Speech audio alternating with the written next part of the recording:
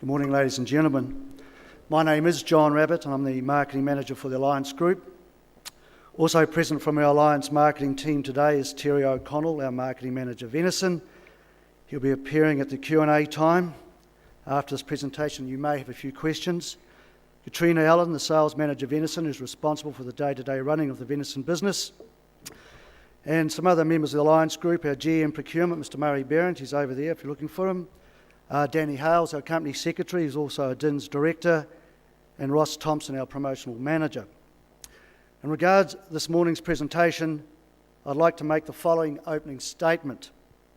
I have a preoccupation, and that preoccupation is the consumers and marketplace for the Alliance Group red meat products, venison in particular, a product that I've had a long association with. Any other issues to me is a distraction. My preoccupation this morning will concentrate on our strategic direction for venison, which can be summarised in three headings: old friends, new friends, and special friends. Now, it's well understood by all parties in this room, suppliers, processors, and particularly the export marketers, that New Zealand farmed venison has some major in-market weaknesses. Heavily reliant on a short seasonal market in the game sector for continental Europe. The bulk of our New Zealand production is frozen and consumed over a 3-month period in Europe, namely Germany, the Benelux and France. Increased competition from European venison, and we have difficulty telling our story. It is also without question that this industry remains resolute in its desire to achieve true value for our venison, to position New Zealand venison as a premium meat in Europe, increased demand for New Zealand cuts in the food service sector during the traditional game season. This important one, develop high-value alternative markets to allow more venison to spread the risk over a 12-month period. Alliance Group is committed to achieve true value for venison and continues to support these and other industry marketing strategies. But in regards to our strategy, I'd like to start off, of course, with old friends. Now, this overhead is not new. All I'm doing is reinforcing our strategic intent, and I'll just be giving some examples. But we are a key account marketing company. Europe, we will always have old friends, regardless of the move from the west to the east, and we'll talk about that in a minute. In Europe, we deal with Metro. For those who were here last year, you know our key account in regards to Metro Group, Davigel in France. Utilise in-market assets, which we have. The New Zealand Lamb Company, we're the major shareholder of the New Zealand Lamb Company that supports our Savannah business. New Zealand Farmers UK, which we 100% own. And we all know that venison demand is improving in this market, a product of interest, as the retail buyers have been saying to me of late. So that's what we do. And product range extension, one-stop shop. That's what relationship marketing is all about. We are exclusive with Marks and Spencer's on lamb, 100%. To extend the product range to venison, they understand the quality. It is the one-stop shop. It is logical, and that's what a relationship is all about. J. Sainsbury's, our largest chilled lamb client in the UK, they're interested in venison. It's just an extension of the product range. It is logical. So that is what we're doing in regards to old friends. It is not new, but I'd like to reinforce there will still be old friends. Now I'd like to talk about new friends. And we do have some new friends. And I glossed over this last year, and I wasn't being disrespectful to the Chinese, but without an export license, it's difficult to discuss and quantify this market. Now, for those who don't know, we have just received our export license for both our plants, which is great news. I noted a bit of a skip in the venison division when the news came out a few weeks ago. So what are we going to do about China? Well, we've been in China for 15 to 20 years. We have a relationship, and it's all about relationship in China, with a company called Grand Farms. You may have heard about it. The famous Mr. Chen, he's well known down south. So we have that relationship. Grand Farms are well experienced in venison with significant in-house product development facilities. We will use these facilities to develop venison products specifically for this market from within the market. In our opinion, particularly in emerging markets, this is the most effective development strategy. Now, a short-term strategy is the foot-in-the-door strategy. Just like lamb, it will be low value to start with for some meats. We'll diversify our low-value meats, manufacturing meats, out of Europe. We will spread the risk, and if you want to get your supply and demand fundamentals in line and improve your value, this is what you'll do. The fifth quarter, which is something, the new products that we can do with venison, fifth quarter is a bit different to lamb. It's bone, soft offal and blood, and of course co-products. Now, I said to Mr. O'Connell that I can stand here and talk about China and get very excited about it, but how about we quantify what China means to us? And Mr. O'Connell has said that in regards to the fifth quarter, that this will lead to a 7 to 10% increase in revenue per head. So I had a small skip as well, because that's quite a significant figure. But that's the short-term strategy. Medium to long-term within China, as we need to move up the value chain. We need to tell our story. China is a blank canvas with consumers looking for a great story. Branded, added value, Garden of the Pacific. You cannot differentiate a commodity. We need to move up the value chain, and that is our strategy. So we have new friends. We'll always have old friends, but China is really new, and we're quite excited about it. This is another friend that it's a long-term proposition, actually, and I'm really not too sure about the timing of it. I know it's got some merit, and last year I was on a food delegation to India. There was a number of food exporters. My friend Glenn Tura was with me as well as part of the meat side of things.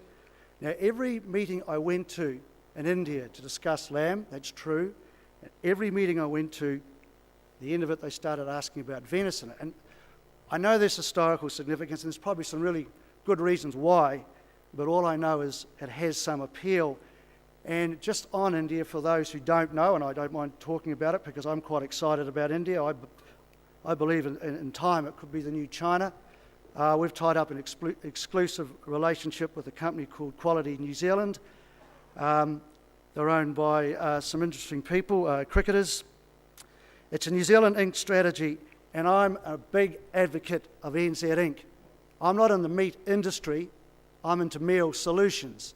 And the Quality New Zealand model is as such, as that venison for the food service is the pivot, the wine, the cheese, the fish is the attributes around it or products around it, the meal solution. So I'm a big fan of this New Zealand Inc. strategy, quality product of New Zealand to the discerning consumers.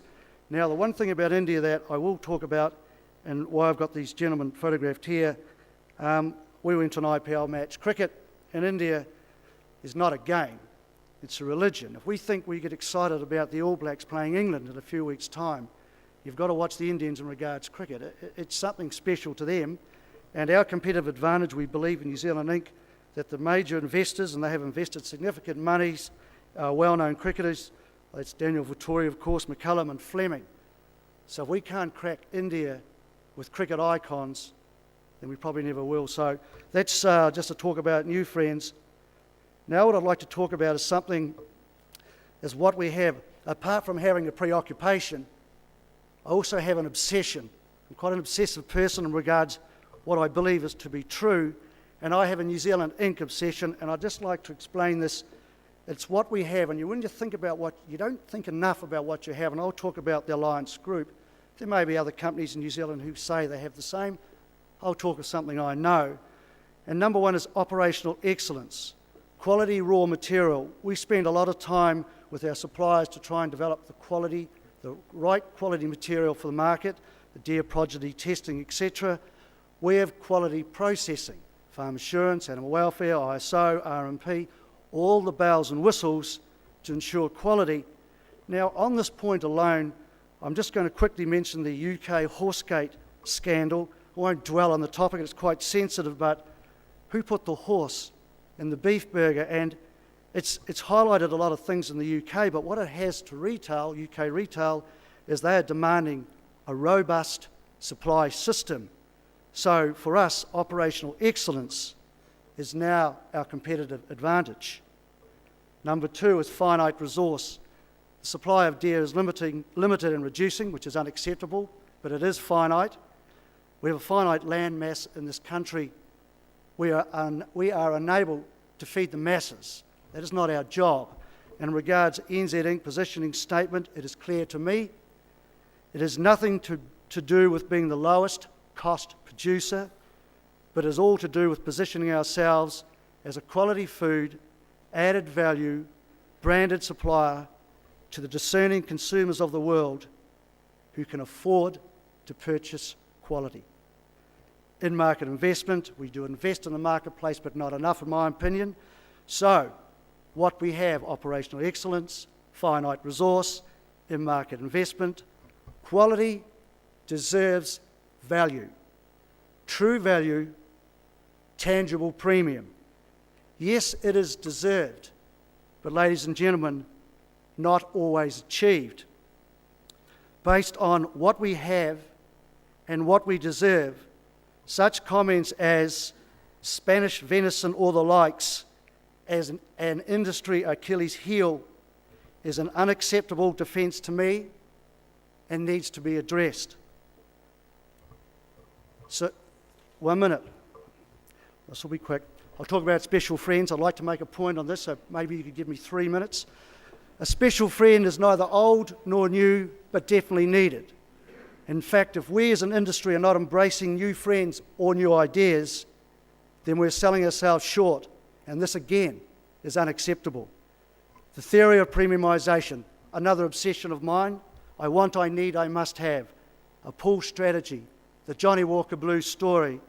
I'm not here to discuss academic definitions or marketing case studies, but on behalf of the Alliance Group, we wish to support this premiumisation project as it is time for your new ideas which can create a premium that is achieved and deserved. Model design, I'll just quickly go over it, to create value through a brand, probably Savannah.